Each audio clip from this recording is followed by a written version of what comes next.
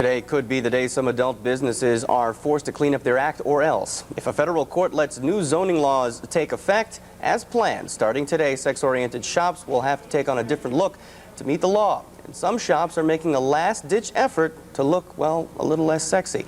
New York One's Janina Aguirre explains. Almost overnight, Billy's Topless Bar has become Billy's Stopless Bar. The owners of adult businesses are trying to tiptoe around the city's new zoning laws.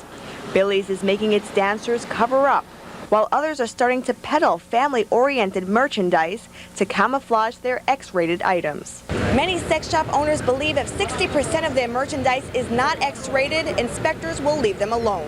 That's a guideline that the city has set down. It's not provided for anywhere in the statute that if a proprietor in a video store has less than 40% of its videotapes that are adult, they are in compliance and they are not considered to be an adult establishment. All of the tapes in the Badlands video store on Christopher Street are pornographic, according to the owner. He says he's prepared to stock up on non-adult films if he has to, but at the same time, he's not worried about losing his regular clientele. They're not going to be worried about the 60%. They're going to come in for the 40%. But Mayor Giuliani says a sudden change in appearance may not be enough.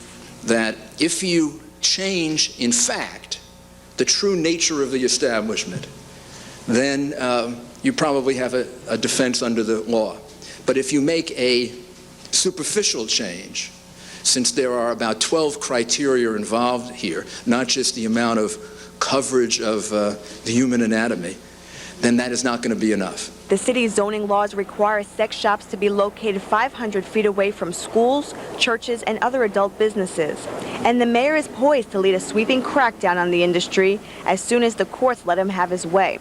The industry is down to its last chance. They've lost 5 times in court, and now they're waiting to find out if the United States Court of Appeals will let them keep their businesses open while they try to get the Supreme Court to hear their case. We've lost in all the courts, but we haven't lost hope. It is not really extraordinary that you can have that kind of a record and go to the United States Supreme Court, and the United States Supreme Court takes a different view and reverses what all the other courts did. That's happened time and time again.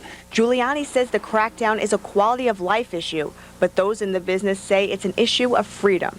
Personally, I'm a dancer myself, so I mean, it hurts me just as well as everybody else. I don't think it's no need. I mean, it's not really affecting anybody. If you choose to go in and watch a movie, you go in. If you don't like it, then you keep walking. I mean, what's the big deal? But if the courts give the city the green light, it will be a very big deal for adult businesses, most of which will be forced out of business. In Manhattan, Janina Aguirre, New York 1.